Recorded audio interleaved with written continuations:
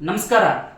ನೌಕರಿ ದೋ ನಶಾ ನಹಿ ಅಂತಂದರೆ ಯುವಕರ ಕೈಗೆ ಉದ್ಯೋಗ ಕೊಡಿ, ಮಾದಕ ವಸ್ತು ಡ್ರಗ್ಸ್ ಅನ್ನಲ್ಲ ಅನ್ನುವಂಥ ಒಂದು ಆಂದೋಲನವನ್ನು ರಾಷ್ಟ್ರೀಯ ಯುವ ಕಾಂಗ್ರೆಸ್ ವತಿಯಿಂದ ಇವತ್ತು ದೇಶಾದ್ಯಂತ ಹಮ್ಮಿಕೊಳ್ಳಲಾಗಿದೆ.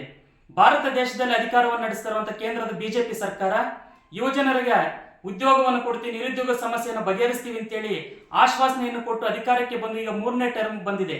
ಆದರೆ ಇವತ್ತು ಭಾರತ ದೇಶದ ಪರಿಸ್ಥಿತಿಯನ್ನು ನೋಡಿದಾಗ ಕಳೆದ 4 ದಶಕಗಳೇ ಅತ್ಯಂತ ದೊಡ್ಡ ಮಟ್ಟದ ಹೆಚ್ಚಿನ ನಿರುದ್ಯೋಗದ ದರ ಇವತ್ತು ಕಾಣ್ತಾ ಇರುವಂಥದ್ದು ನಾವು ನೋಡ್ತಾ ಇದ್ದೀವಿ.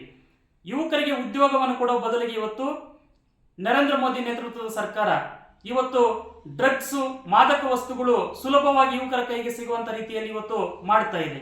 ಅವ್ರು ಹೇಳಿದ್ರು, ಕಳೆದ 2014ರ ಚುನಾವಣೆಯಲ್ಲಿ ನಾವು ಭಾರತ ದೇಶಕ್ಕೆ ವಿದೇಶಗಳಿಂದ ಕಪ್ಪು ಹಣವನ್ನು ತರ್ತೀವಿ ಅಂತ.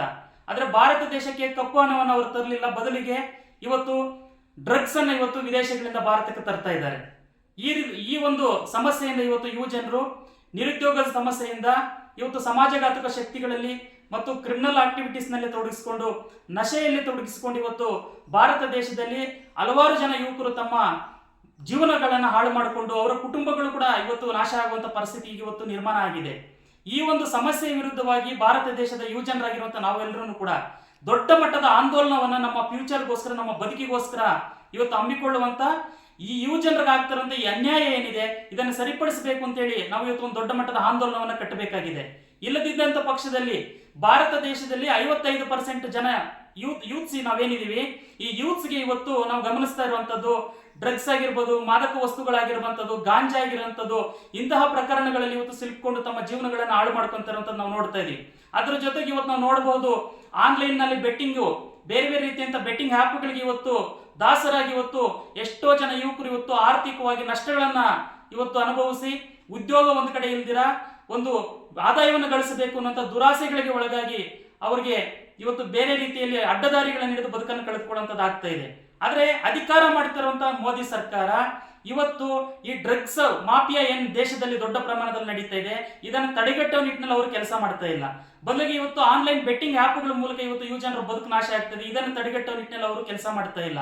ಬದಲಿಗೆ ಇವತ್ತು ಅವ್ರು ಏನು ಮಾಡ್ತಾರೆ ಅಂದರೆ, ಒಂದು ಕಡೆಗೆ ಧರ್ಮದ ನಶೆಯನ್ನು ಇವತ್ತು ಯುವಜನರ ಮೆದುಳಿಗೆ ತುಂಬುತ್ತಾ ಇದ್ದಾರೆ, ಇನ್ನೊಂದು ಕಡೆಗೆ ಮಾದಕ ವಸ್ತುಗಳ ನಶೆಯಲ್ಲಿ ಇವತ್ತು ಯುವಕರನ್ನು ಮುಳುಗಿಸ್ತಾ ಇದ್ದಾರೆ.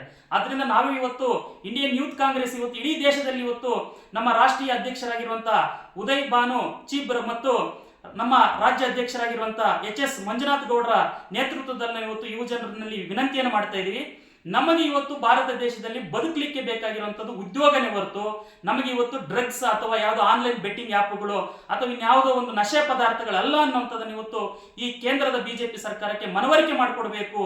ಆ ನಿಟ್ಟಿನಲ್ಲಿ ಪ್ರತಿಯೊಬ್ಬ ಯುವಜನರನ್ನು ಕೂಡ ನಿಮ್ಮ ಕೈಯಲ್ಲಿ ಈ ಆಂದೋಲನದಲ್ಲಿ ಕೈ ಜೋಡಿಸಬೇಕು ಅಂತ ನೀವು ಬಯಸೋದಾದ್ರೆ, ನಿಮ್ಮ ಕೈಯಲ್ಲಾದಷ್ಟು ನೀವು ಬರೆಯೋದಾದ್ರೆ ಬರೀರಿ, ಮಾತನಾಡೋದಾದ್ರೆ ಮಾತನಾಡಿ, ಒಂದು ಭಾಷಣ ಮಾಡೋದಾದ್ರೆ ಭಾಷಣ ಮಾಡ್ರಿ, ಇಲ್ಲ ನಿಮ್ಮ ಕೈಯಲ್ಲಿ ರೀಲ್ಸ್ ಮಾಡೋದಾದ್ರೆ ದಯಮಾಡಿ ರೀಲ್ಸ್ ಅನ್ನು ಮಾಡಿ. ಈ ಆಂದೋಲನದಲ್ಲಿ ಪ್ರತಿಯೊಬ್ಬ ಯುವಜನರು ಕೂಡ ಭಾಗವಹಿಸಬೇಕು. ಒಂದು ಹೊಸ ಭಾರತವನ್ನ, ನಶೆಮುಕ್ತ ಭಾರತವನ್ನ ನಾವೆಲ್ಲರೂ ಕೂಡ ಕಟ್ಟಬೇಕಾಗಿದೆ, ನಿರುದ್ಯೋಗ ಮುಕ್ತವಾದಂಥ ಭಾರತವನ್ನ ಕಟ್ಟಬೇಕಾಗಿದೆ. ಆ ನಿಟ್ಟಿನಲ್ಲಿ ಸಶಕ್ತ ಯುವಜನರ ಇವತ್ತು ಸಂಪನ್ಮೂಲ ಭಾರತ ದೇಶದಲ್ಲಿ ಏನಿದೆ ಇದರ ಸದ್ಬಳಕೆ ಆಗಬೇಕು ಅಂತಂದ್ರೆ ಇವತ್ತು ಇಂಡಿಯನ್ ಯೂತ್ ಕಾಂಗ್ರೆಸ್ ಏನು ಹಮ್ಮಿಕೊಂಡಿದೆ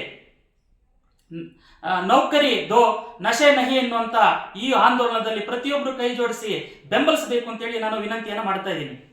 Vasudeva Reddy K, youth Congress vice president, Kolar district.